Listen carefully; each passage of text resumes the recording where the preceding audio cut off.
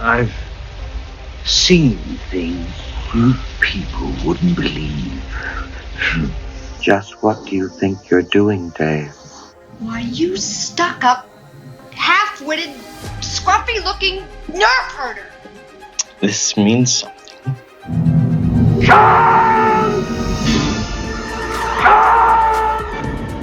I am Locutus of Borg. I must not fear, and fear is the mind killer. Get away from her, you Nerd! Nerd! I'm Matt Kressel. And I'm David Mercurio Rivera. And this is Nerd Count. Welcome to our 9th episode of the Nerd Count podcast. We have a very special guest today, not only because it's October 31st, Halloween, but also because he writes horror, which is synchronous for us. So welcome, Clay McLeod Chapman. Hey, Clay. thank you so much for having me, guys. Really appreciate it. Happy Halloween. Yes, Yes, very happy apropos. Halloween. Is Have you had a going lot to of the candy parade? yet? Anybody going to the parade tonight by any chance? Oh, no. You know, it's been years since I've been to those, but they're always pretty amazing to watch. The Yeah. costumes are elaborate and they're always timely. I'm sure there'll be election-related ones. Oh, God. So Yeah, the horrors just keep going a little bit longer this year. I have two sons, and we are in Ditmas Park, Brooklyn. So the only parade that I'll be seeing tonight will be the one down our block. okay. Which is still kind of cool, no? Oh my God, I love it. I absolutely, I mean, frankly, like just for me, half the joy of this holiday is just strolling around the neighborhood and it's like seeing all the kids in their costumes. And I don't know, like I am an extreme sentimental Halloween type, so I don't get dressed up. I don't personally kind of partake, but I love to kind of bear witness to the kind of schmaltzy trick-or-treating. What are your Like kids that. going as? What are your kids going as?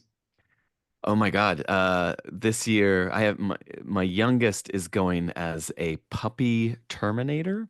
So like an Arnold Schwarzenegger, like like got the leather jacket, he's all kind of like muscled up and and but he has little puppy ears and a little puppy nose and he's an adorable Terminator puppy. It's very Um, interesting, these kind of Halloween mashups that you see. It's like, I'm a Girl Scout, but I'm a zombie. I'm a Terminator, but I'm a puppy. Like, you see a lot of these things now.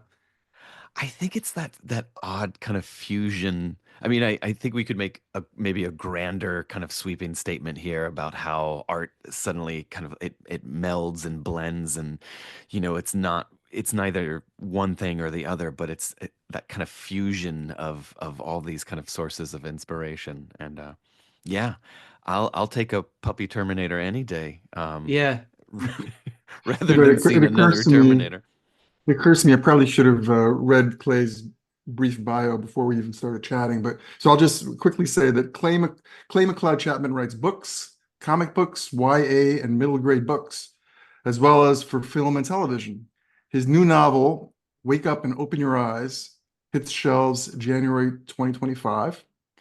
His blurbs, by the way, have described him as, quote, the master of horror, close quote, which is quite apropos for Halloween. So, Clay, you're a person of like many talents. I mean, you're before the show we said, Clay, send us your little bio, we'll read on the air, and you sent us like this one sentence.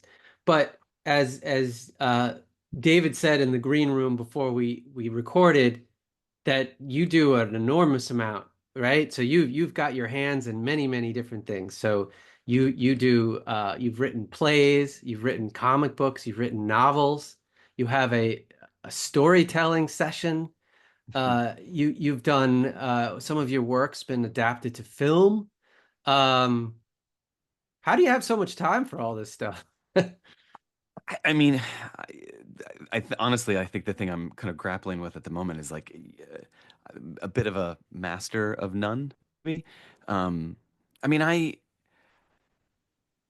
feel like storytelling my kind of like mission statement is to let the story dictate how it wants to be told, and whether that's in fiction, prose versus film versus comic.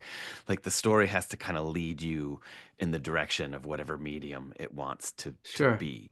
And I lean heavily on collaborators, like comic book writing. Comics are a collaborative effort. Film is a collaborative effort.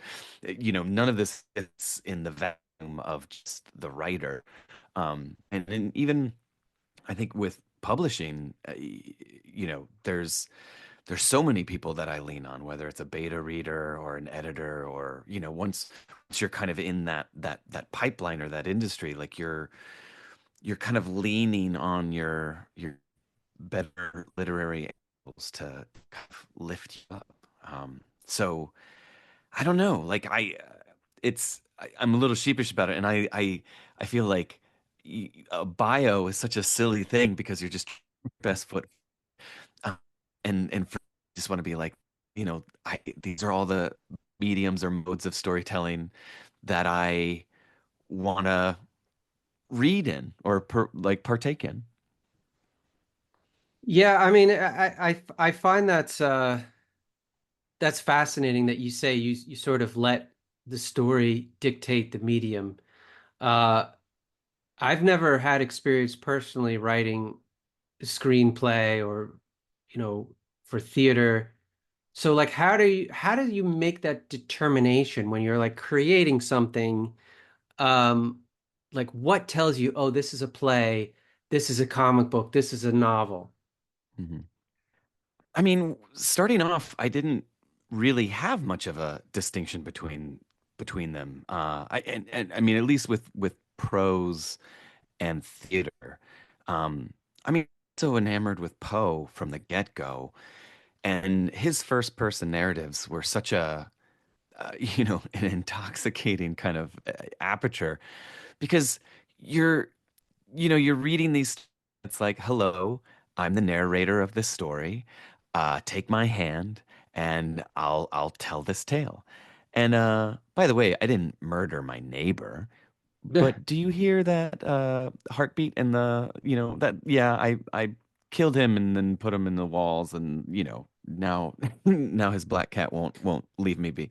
Like I love first person narrative because you get an actor behind it, and it just becomes shake and bake theater. Like it is inherently theatrical. It's a monologue. Um, so at least kind of initially for a lot of my writing, I was writing these stories, these first person narratives, and I told the publishing people they were short stories, and I told the theater people they were monologues, and it seemed to do okay, that people kind of said, "Sure, yeah, we believe you." But it's interesting. You talked about the fact that certain of these mediums are collaborative in nature, like comic book writing, for example. And when you sit down to write a novel, I've always defined, writing as a solitary endeavor. So when the fact that these other mediums are so collaborative, I mean, how does that affect, uh, how do you handle the collaborative process, when you're writing a comic book versus when you're writing a short story or a novel. Yeah. Well, I'm a pretty needy author, if I'm gonna come clean. Hmm. Like I need help. The longer I'm in that vacuum by myself, the longer I'm on an island by myself, I don't I think the work atrophies. I need to do as many revisions and passes as possible because I need to kind of like get people to respond to the material. So when I'm writing a novel, my big readers are saints because it's a pretty awful reading. But it's that level of discovery where it's like I can now have a conversation with a first reader, and they're going to tell me, well, this didn't work or that didn't work, or it allows me to kind of like come to a sense of discovery about what the story is, what the book wants to be, and where I need to go with it. Right, And right, I don't know if I can do that alone. Like I don't know if I'm good enough of a writer to like trust whatever instincts I might have. Like I actually need to have the conversation. Right. So Clay, you worked on Absolute Carnage for Marvel, which is one of those massive crossover events that take place. And I'm wondering, how does that work? What are the logistics of that? Do you have to sit in a room with a group of editors and map out the story?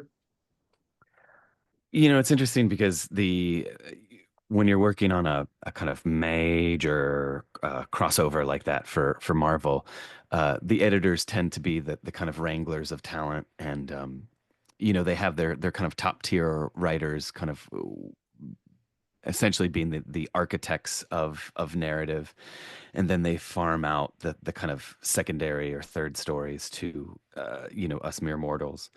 So like I tend to be kind of second stringer for those types of events, which is great because they really, you know, we're not kind of struggling under the burden of or the pressures of keeping that kind of pro narrative.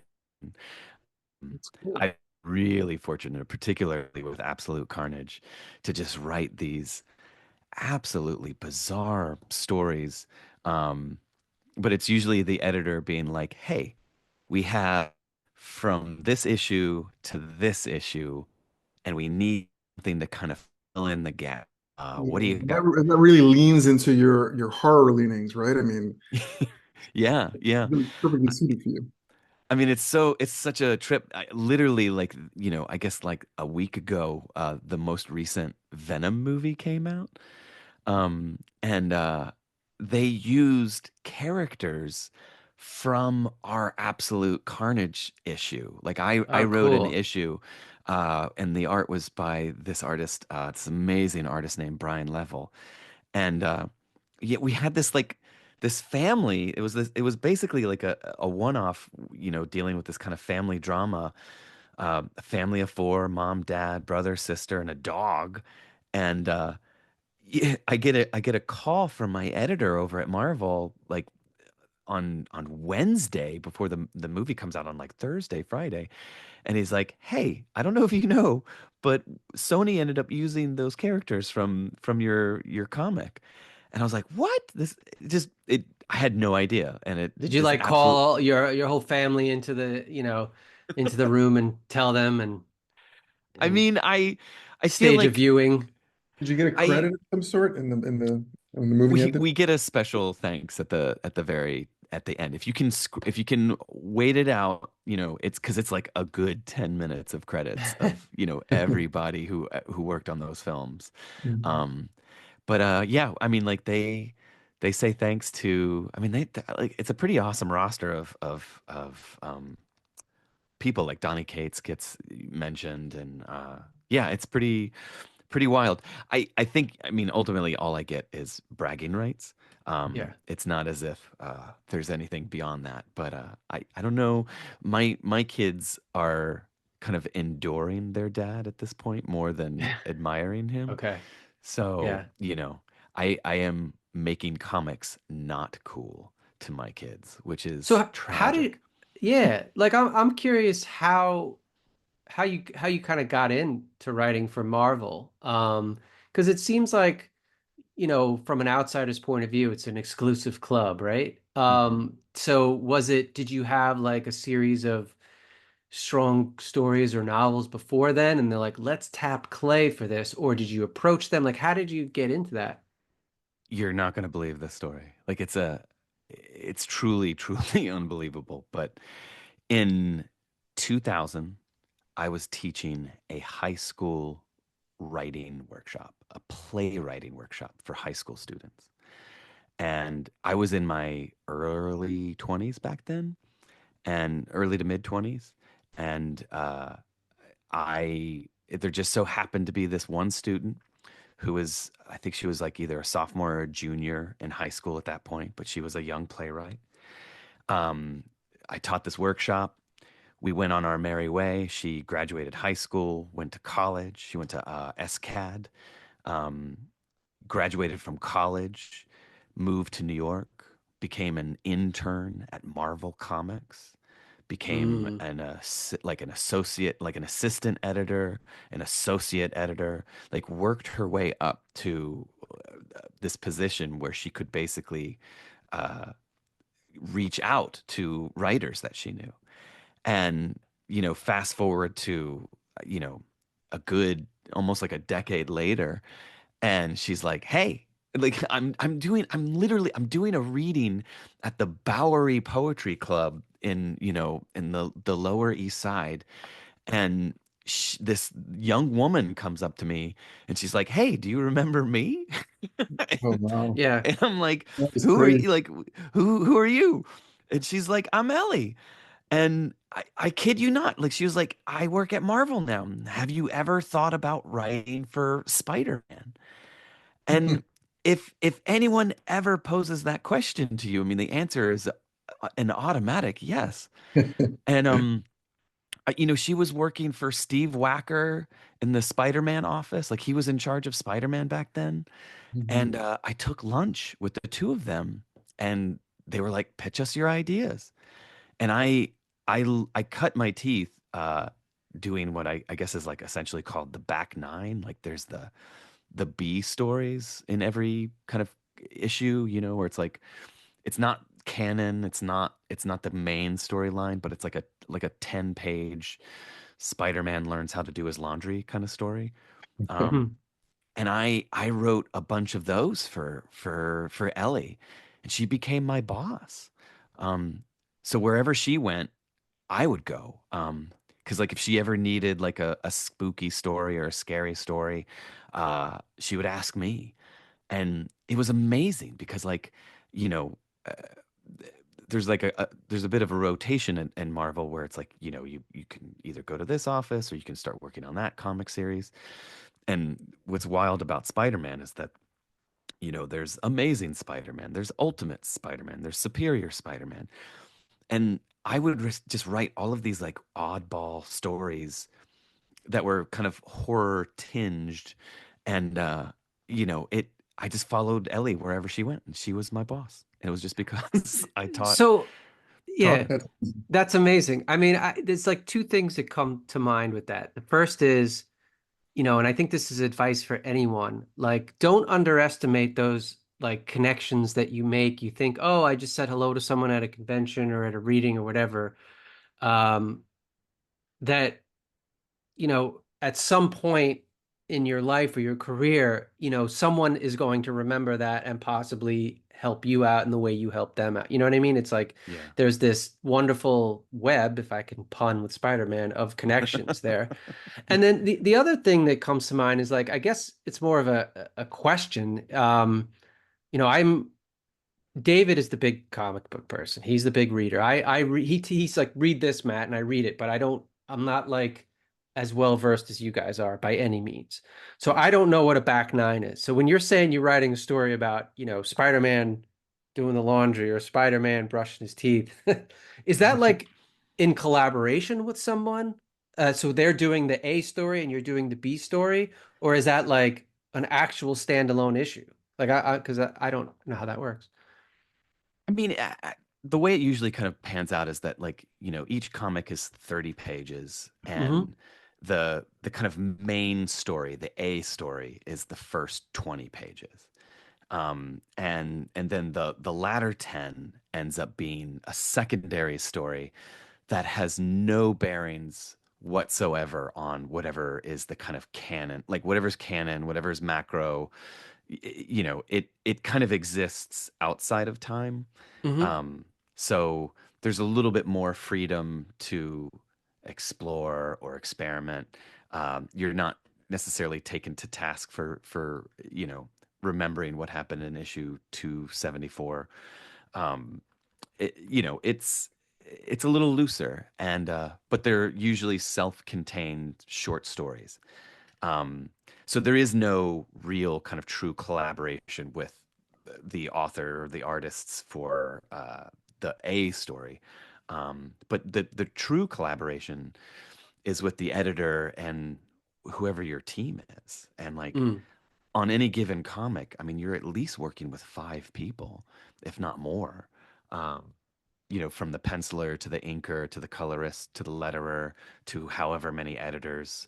Uh, you know, those numbers add up, and it is like a squad of artists kind of contributing their own kind of imprimatur into this amazing, like, to telling this story. Wow. And I guess in the case of Spider-Man, because as you said, there's so many incarnations, so many other dimensions and variants and so forth, that there's probably even more leeway to write a story that you want to write without it being bound by, continuity. So Yeah. it sounds like an amazing opportunity, and kudos to you. And some of these characters you're dealing with, again, they seem to be leaning towards they're horror tinged characters like Typhoid Mary, I see Yeah. here, and Venom and Carnage. So that just leans right into your wheelhouse, right? Yeah. I mean, oh God, I feel very lucky. And it's honestly a decision that's made by Marvel. Like, they'll be like, "Oh, we need to bring this character back. So who do we know who could like write something with this character?" And honestly, it's just like you're playing in Marvel's sandbox and playing with toys, their action figures. Um, Within that, like, there's like, find a freedom, hopefully, to kind of tell a new story or kind of push those characters into kind of uncharted territory. Right. Um, Hands Right. down, like, my favorite, like, I always mention this, but like, when Edge of Spider-Verse first started years and years ago, they asked me to like do, like, everybody knows the Peter Parker origin story, but they tasked me with writing the kind of Tales from the Crypt version of it. So, what would the horror version of Peter Parker's origin story be? And like, it was so much fun. I just love, like, to this day, like, definitely one of the top three. I can only imagine that, like, the spider is, he's digging his uncle's grave up when the radioactive spider bites him. Absolutely. Yeah. It writes itself at a certain point. If you, I mean, like, because we just all know that story. Like, how many times have we all kind of like, it's just been hammered into our head with like, with great power comes great responsibility. But like, having the opportunity to kind of like spin it, twist it. That was a true gift, true Yeah. joy. So David's being coy, but David is like ridiculous comic book fan. Like Yeah. you have some really, really rare issues, right, I Dave? do. I do. I actually, we're not videotaping this, but I have all of my valuable comics within reach, including my Avengers #1 and others like that. Because one of the tasks that I have at hand over the next 6 months is I'm going through my 110 boxes of comic books in my attic and trying to separate out the most valuable ones and get them graded and start the selling process. I've been collecting since I was about 8 years old. Man. Um, so, so next time I see you in person, I'll show you some photos, Clay, of my my best books. I mean, Nice. how do you keep up? Like, I like, it is just daunting of like, Yeah. oh, That's the, what I wonder because like, people are like, "Oh, you should read this storyline. It's good." But I don't even know where to enter. Like I'm just so intimidated because there's so much out there. There really is, and including some great. This is a great segue. Some great other companies like Dark Horse Comics, for Mhm. example, Hmm. and and I see Clay what you has a Clay there. has You a see what brand he new did there? a comic called Seance in the Asylum. So why don't you tell us about that, Clay? Working on a comic right now, and it's such a blast. It's a 4-issue mini. We're in and out, went in 4 issues. Issue 1 came out a couple weeks ago, so we'll have one out in November, December, January.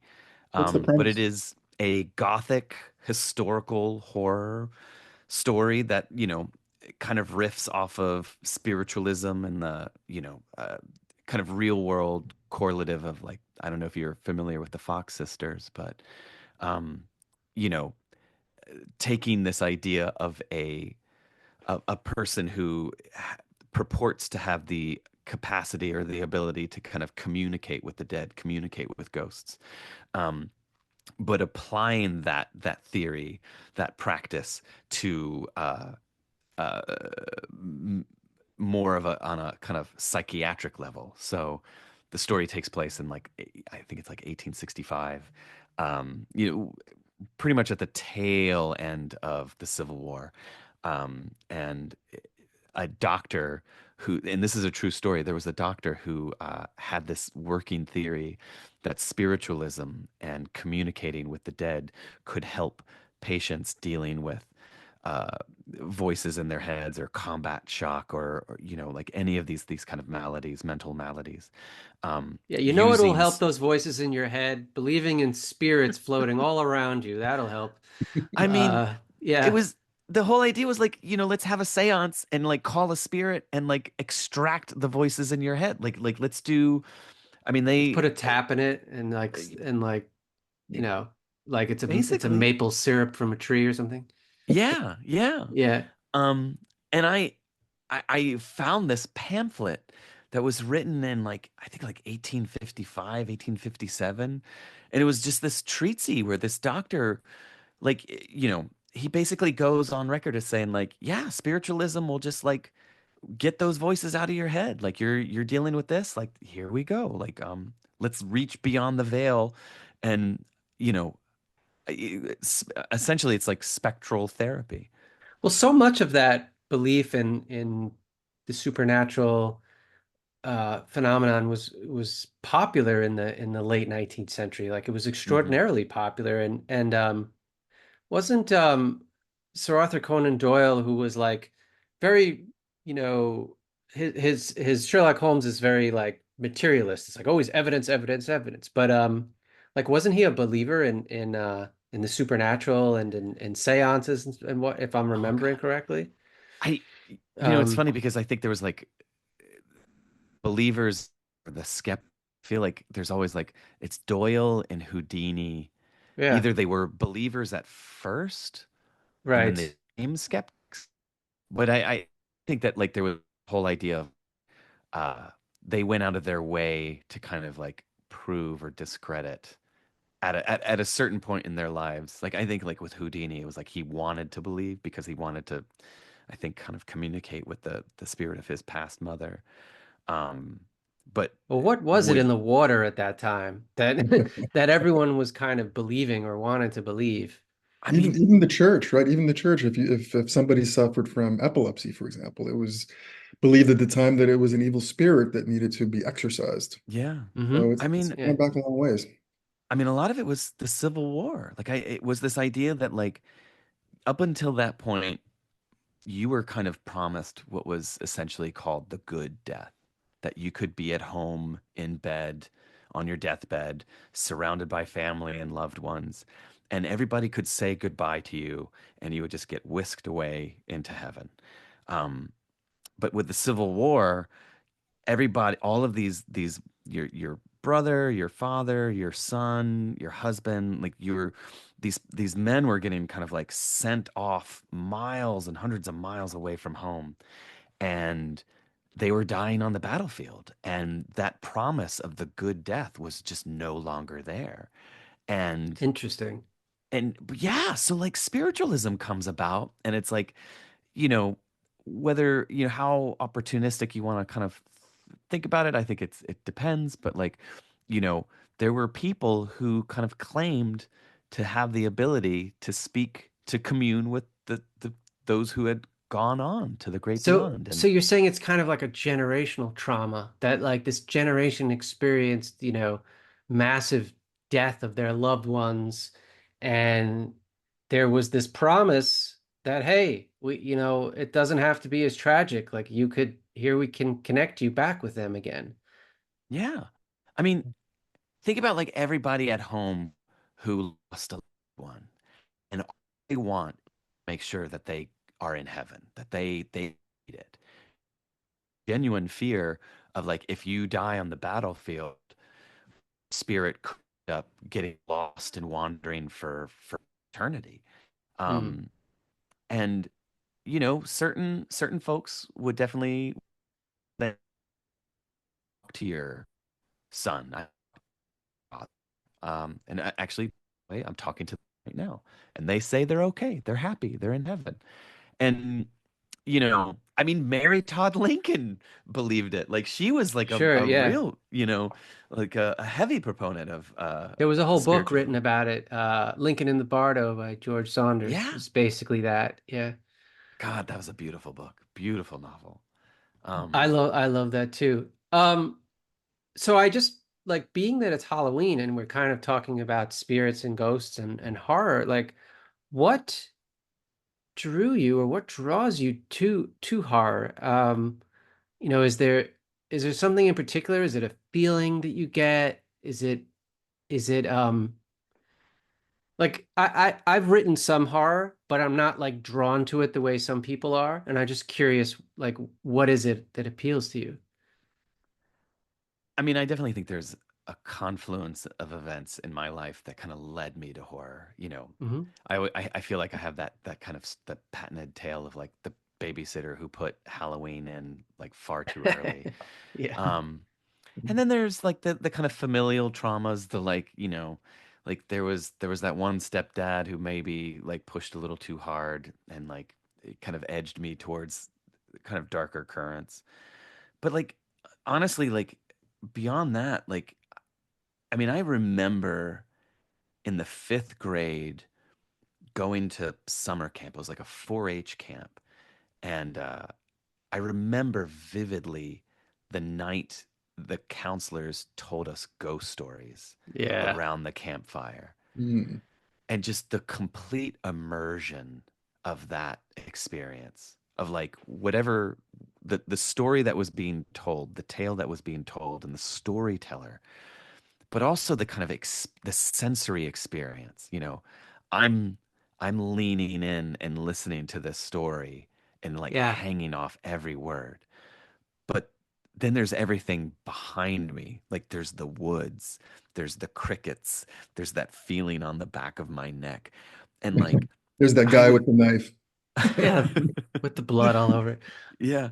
I mean like it was just it was such a pivotal moment. Like I just like forever remember that and like feeling alive, like feeling like every nerve was just like on point and I just like even now just like thinking about like the hairs on my arms are like It's interesting too, because I'm thinking like, when you're scared, when people are scared, you get a little adrenaline going, or maybe a lot of adrenaline, and then your senses get heightened, right? So then you're yeah. more alert, you can hear better, you could probably smell better, see better. And, you know, so you're fully attentive as someone's telling the story. So I could see how that sort of uh, you know, weaves its way into your mental circuits. Totally. I too, by the way, watched Halloween. I was over a friend's house and his sister put on Halloween and we watched through an Afghan blanket through the holes in the blanket. I remember that visually. Yeah, Amazing. very, very distinctly. Um, so you have a Do you think novel. do you Oh, think go just ahead. would you be different like if it had been like Pete's Dragon? Like would you not be who you are today? Like would you not be That's a the good right? question. That kind of made me scared to sleep over his house because I was like 9 maybe when I saw it, which is pretty young. And yeah, that movie didn't scare me as much. It scared me, but I think Poltergeist and The Shining scared me way more than Halloween. I don't know why. I mean, The Shining, They're both obviously. scary. They're both Terrible. terrifying. But Poltergeist was the first horror movie that I forced myself to watch all the way through. Because I was a scaredy cat. Like I just, when I was a kid, when I was like 3, I couldn't watch The Munsters. You remember that show? Mhm. Um, yeah, like they scared me. So yeah. Um, Yeah, yes, I probably would have been a different person. I watched a lot of horror growing up as well, but I always felt relieved after it was over. Like I felt, I'm glad that's over. But I always wanted an explanation for everything. So maybe that's why I lean towards science fiction. Mhm. I wanted an explanation. I guess I'm more along the lines of like Scooby-Doo, where at the end there's an explanation as to what the ghost was and what he was doing. And he's unmasked, and it's really the landlord who wants to evict his tenants. Oh, Um, those so pesky it's very kids. interesting. Well, I think science fiction can sometimes be scary because like I watched um 2001 with my dad. I was probably like 4 or 5. And that scene where like Hal kills everybody and then, Dave turns him off and then flies through the monolith and he's going through that like psychedelic trip. Like my 5-year-old brain was like freaking out. And then for years after that, anytime I saw that oval shape, anything that resembled that oval, which was like, the window to the pod, the pod, Mhm. like that freaked me out. And I was like, why is this freaking me out? And then one day I watched 2001. I'm like, oh, right, because that scene. But yeah, anyway, I think science fiction can be scary too sometimes, For sure. especially when you're confronting the unknown. Yeah. No Well, just question. think of like I remember the black hole, Disney, the Yeah, black hole. yeah, yeah. Um, but even like that, I feel like that traumatized a generation and like just Which one? thinking I'm like sorry, I didn't hear. Alien, Oh yeah, Ridley Alien. Of Scott's course. Alien, Yeah, yeah, yeah. Really just terrifying. Yeah. just like I'm I feel like we've had the kind of age-old argument of like it's sci-fi, it's horror, it's sci-fi horror. It's definitely both, and I think there's a whole genre of like science fiction horror, um, which can be interesting. Um, do you write science fiction at all? You're not really.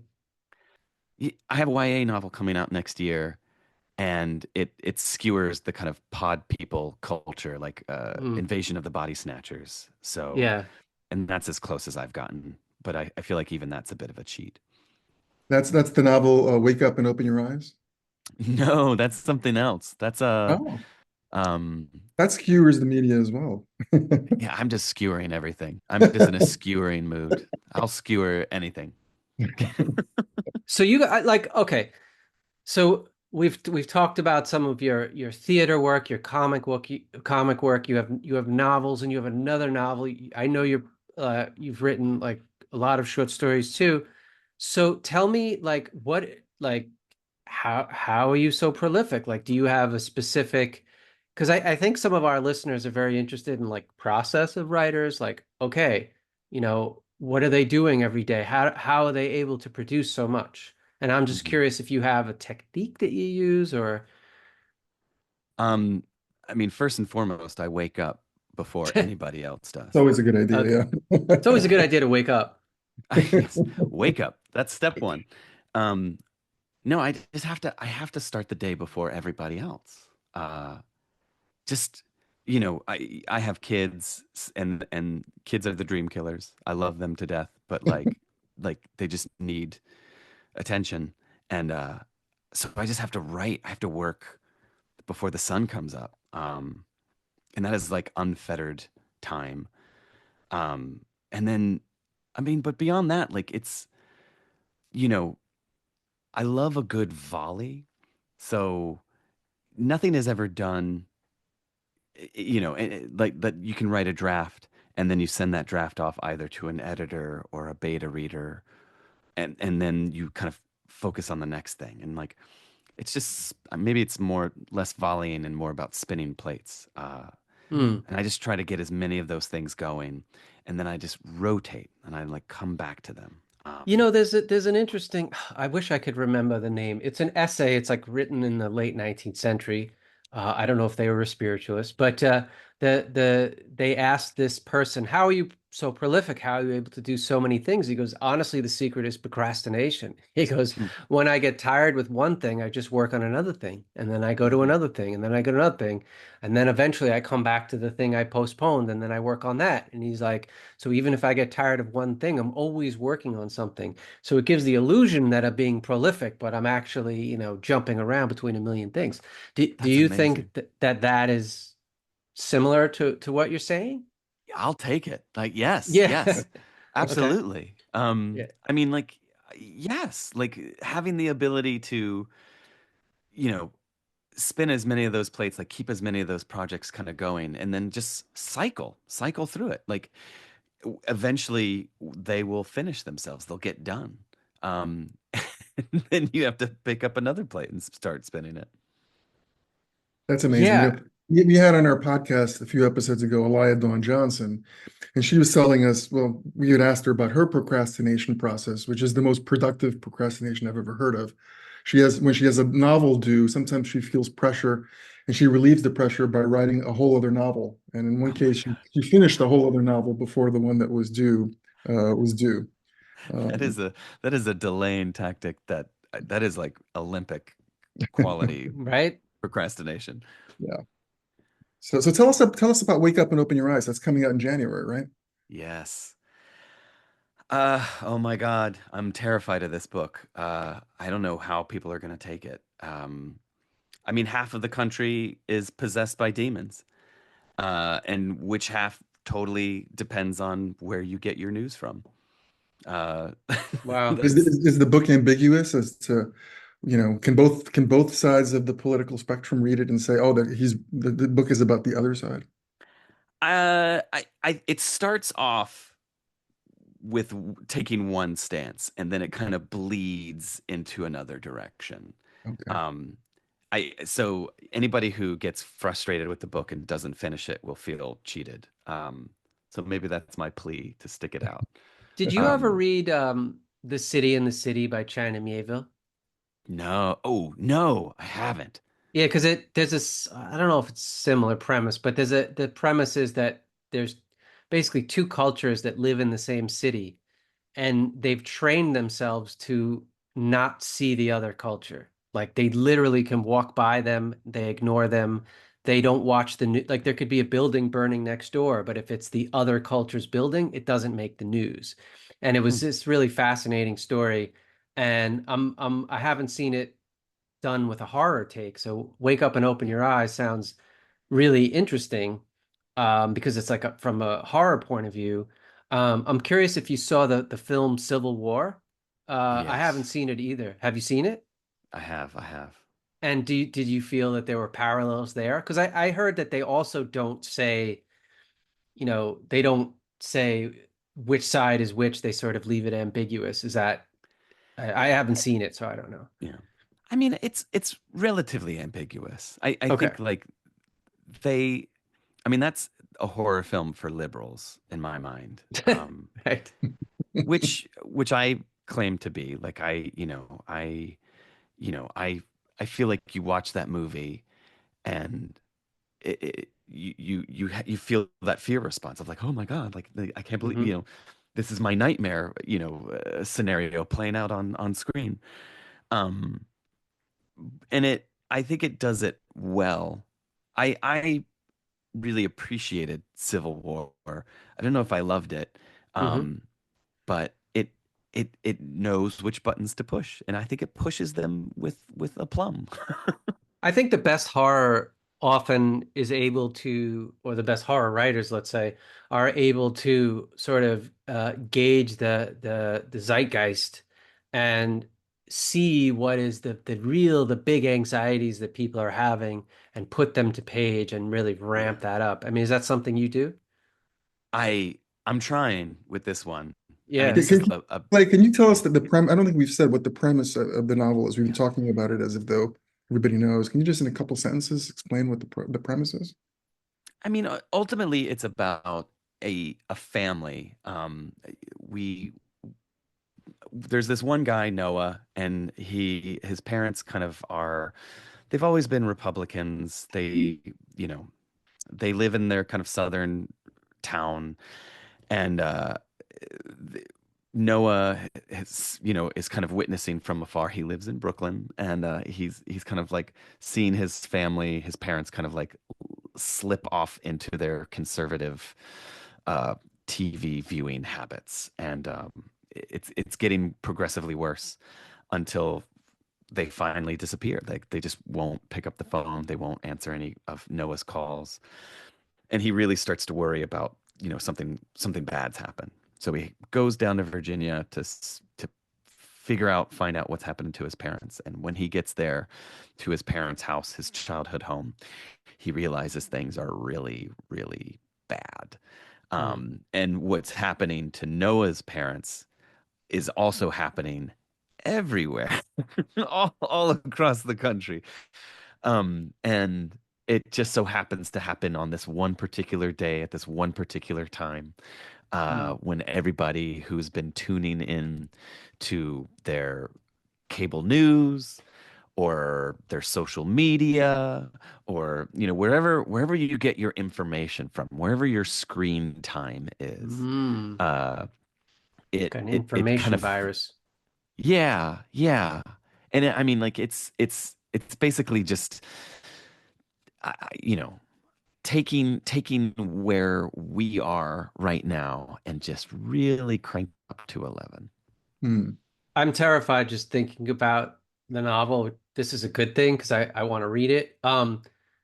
And that's coming out in January, you said? Yeah, so who knows where we'll be in January? Like, Right. Yeah. you This know, is we're recording this, as I said, Halloween right before Election Day. The country could be very different a week from now. You have a novella just out too, right? Kill Your Darling. kill your with a bad hand books. Say that It's a again, the publisher's name? bad hand Bad books. Hand Books. Yeah. Yeah. Tell us Um, about that. that's such a lovely one. It's a heartbreaker. It's a sad story. Um, it's about, gosh, how can I explain this one? Um, uh, a husband and a wife, mother, father, lost their 15-year-old son, uh, decades ago. I think we're up to 40 years. And nobody has ever been arrested. No one has come forward with any information on how it happened, who did it, and why. And this father, Glenn, is left just, in a tailspin. And he's just, it is his obsession, to the point where his wife, uh, can't take it anymore. And the two of them kind of have their own kind of personal ways of grieving. And neither has been able to let go, but Glenn kind of takes it to an extreme. So his wife, a writing workshop at the local library, and he basically gives him an ultimatum, which is take this class and find closure, write the ending that life has not given you. Hmm. And he begrudgingly goes, and he does the writing workshop.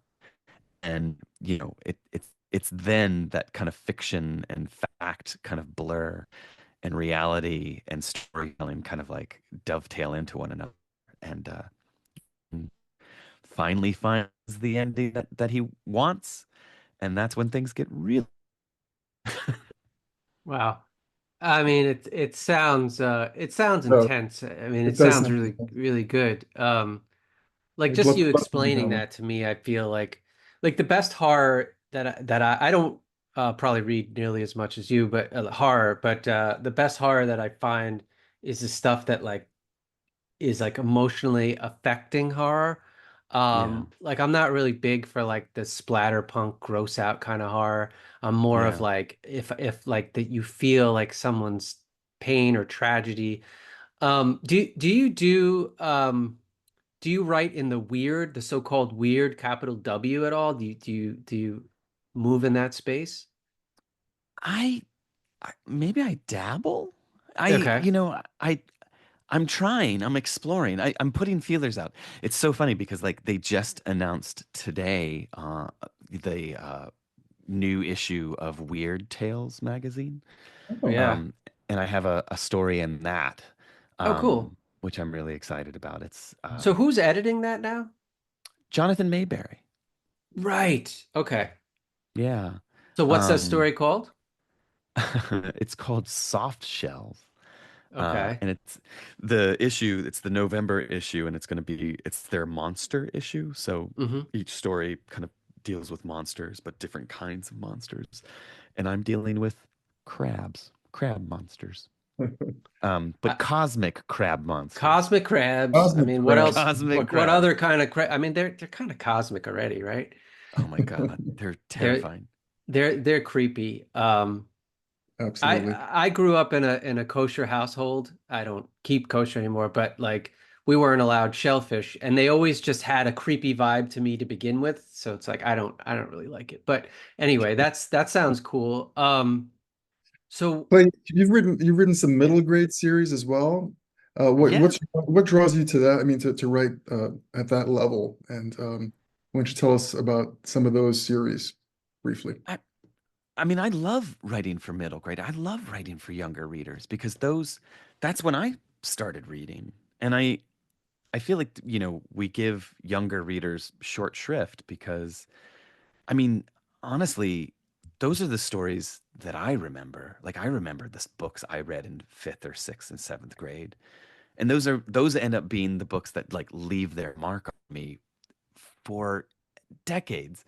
Where I might be hard pressed to tell you the book I finished last week, but I can still tell you, what it was like to read scary stories to tell in the dark. Um, Right. and maybe that These has are in to the do vein with of the ones age. these are in the vein of the ones you talked about earlier that you might read around a campfire. Um, Yeah. so like Yeah. I mean, scary. Camp Cannibal is one I see. Cam. Yeah, I wrote a trilogy for Disney. It was called the Tribe trilogy, and book one was Homeroom Headhunters. Book two, Camp Cannibal. Book three was Academic Assassins. And I mean, they're just like they're total larks. Like I've never had as much fun writing as I did writing that first book in particular, Homeroom Headhunters, because there's just such a joy and a liberation of just writing for fun. Wow. Um, Are your and children old enough to appreciate these books? my oldest son read it, and I think he gave me the thumbs up. Um, he's older now, so I don't know if he would still what his opinion is at this point, but like, you know, y- there's very little in life, like the littlest joys that most pleasure. But like I read him like his bedtime story. Like I read one of these books, and like that was like honestly life just coming full circle, and like just being able to share that with that share sounds and joy. very cool. That's awesome. Yeah, like that was definitely, you only get that once. They'll hate you for the rest of your teen year, but like for that one sweet spot when it's all ends and pure joy, I'll take it. Yeah. Well, we only have a few minutes left, but and I did want to cover uh, storytelling sessions that you host, the Theater of the Blood movement, I think one reviewer called Yeah. it. Can you tell us what is that? What is a storytelling session? What is that all about? And the pumpkin pie show in particular. Yeah. I mean, the pumpkin pie show, that's the thing that I was kind of starting off with the first person narratives, the short stories. Um, for years I would write these stories and I would try to get them published and I would perform them on stage. And it was the same exact thing. Like the text didn't change. So if I ever got a story published, I could take that story and in essence kind of perform it on stage. Like it was just a shake and bake theater, shake and bake monologue. Um, and we gave it a name. We called ourselves the Pumpkin Pie Show because we had to kind of call ourselves something like what is the name of this troupe or this company? And we did it for years here in New York. Like all the black box theaters down in the Lower East Side, the East Village, and every so often I still do them now. But it was just me convincing my actor friends to kind of perform these monologues and convince my friends to come see them. And yeah, it Can was I just ask you a question? yeah, yeah, There, about 12 or 15 years ago, it might have been longer. I don't know if you were with us, Dave. There was an artist, or I guess a performer from England who performed M.R.R. James stories. Uh, really. was that part? I was going to say that was that part of your show. No, I but wonder if you invited him in. It was in, the KGB bar where we host the series. It was on the first floor. yeah. And then he did two M.R. James story. I think one was the Mezzotint, and the other one might have been Whistle and I'll Come to You, My Lad, I Oh my think. God. And he did it from memory. And then supposedly if I'm remembering correctly, he would read these stories at Christmas time for his friends, Oh, and like the actual M.R. James, and so like the way they presented the play was that he would read to the audience as if he were telling you on like at Christmas time, and like they had the whole set. It was like his desk and his papers, and there was a roach trapped under a glass, and it oh was my just God. like, and he did it from memory. It was brilliant. Anyway, sorry for the digression. Please continue. No, that's amazing. I would die to hear that story out loud as a performance. Um, but you mentioned East 4th Street, like at the KGB, like we would perform in the Red Room above the Hmm. KGB bar when that was the Yeah. theater. Oh, We so would you were the perform. ones making all the noise. We were the ones banging on the ceiling. Yeah. Um, And I you've mean, taken like this that. around the world, right, Clay? You've done this all over, not just New York. Yeah, we've done we've gone to Romania, Scotland. I mean, like I mean, honestly, we'll go anywhere anyone wants to take us. It's a show that you just carry on your back. Like there's no sets, no props, no costs. It's just um but like that East 4th Street and that particular bit, the KGB building, like that our home for years. Every Halloween, for the month of October, we would just perform these stories every weekend, and it was the best of times. Like it was so much. We were like we were kids doing theater for nobody, you know, getting spending no money and getting no money. Like I just doing it, and yeah, Yeah. it I for we kept going for like at least 20 years, and it still kind of pops up every so often, but uh yeah, it was That's pretty cool. I awesome. mean, you and I, um, like I've only met you in the last couple years, I think. But I feel like you have been on the New York City scene for a while, and it just goes to show like how big New York is. Because like you were literally in the same building that I go to every month, and we only just met. You know what I mean? We would probably Uh, pass each other on that stairwell, that breakneck yeah. stairwell, like Yeah, that coming and going. stairwell where if you're tall, you're gonna smack your head, and totally not to code. If there's a fire, everybody's dead. Knock on Yeah. wood. Um, but yeah, that's that's pretty amazing. And so it's like you really have you're all in on your art. You know what I mean? You've got so much going on, and then some of your one of your stories was made into a film. Is that right? Late Bloomer. Yeah. That was, oh my God. I can't believe you brought that up. But yeah, it's a short story that got turned into a short film. And you want to talk cosmic. Like that was me positing what is the most inappropriate place to set an H.P. Lovecraft story. And Hmm.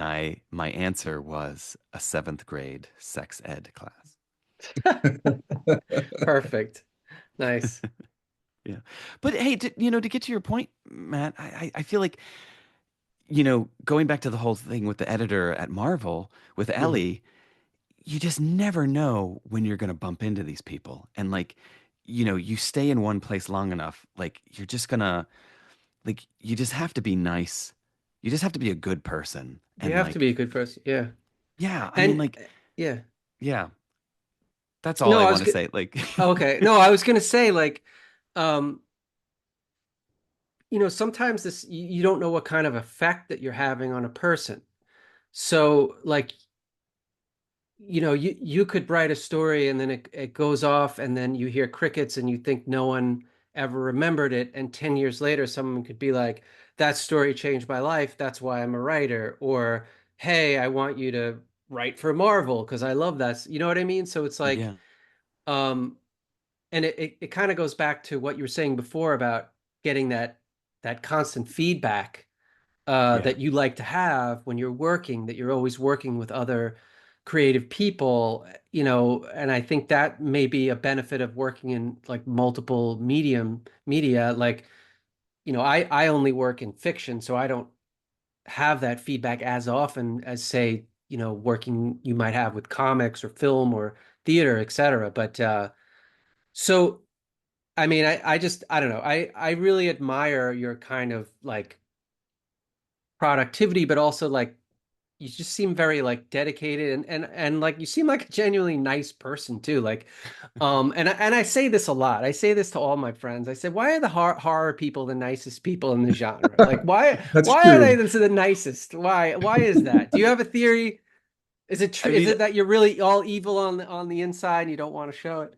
no, we get it all out on the page. We Yeah. exorcise it, you know? Like it's like whatever, if it gets pent up, then you got to worry. It's that we're Yeah. just like it's catharsis. And that's the best feeling, And then it becomes someone else's problem. Like then the readers have to deal with it. Maybe that should be the solution for what ails this country is everybody needs to write a horror story, get it out on the page, and then we'll all be happy ever after. Yeah. That's I the like it. secret. I like it. Yeah. We just need to start one big national writing workshop where it's like, we'll all write our stories and then we'll share them and then we'll offer feedback to each other's stories. Yeah. The Yeah. feedback part can get a little tricky. That's where it gets intense. Yeah. But Clay, this has been really great. I should also mention you have a podcast too, don't you? Yeah. I mean, who doesn't have a podcast? Who these doesn't days, have a right? podcast? What's it called and how can we listen? It's called Fearmongers. Mm-hmm. And it's on the platform, a few of the platforms like Spotify and Apple and I think Amazon. Um, Westport Live in Westport, Connecticut hosts this monthly series, and it honestly is they are enabling me in reaching out and speaking to authors whose work I just fan out on. Like it's just me having a Nice. chance to geek out on the writers that like I just love. So yes, they're enabling me. Amazing. Well, thank you, Clay. It's been great. No, thank you. I'm amazed that like when you get your comic book collection kind of like parsed out, you have to do the kind of financial tally and let us know where Absolutely. the beach house is going to be. Yeah. That's exactly right. Yes. I was telling Matt that my Avengers 1 is worth anywhere from, $50,000 to like $20. Depends on the grading. So who the heck knows? Oh God. But it's been fun. Thank you again. And No, I guess Yeah, thank you. Thank you guys. And then we should do our famous outro. sign off. So we'll do 3, 2, 1, and then say farewell, nerds. You ready? 3, 2, 1. Farewell, Farewell, nerds. All right. Thank you. Thanks, Clay. Thank you guys. You have been listening to the Nerd Count Podcast. That's our show. But if you want more shows, check us out at nerdcountpodcast.com or your favorite podcasting site. See you next time. Get those nerds!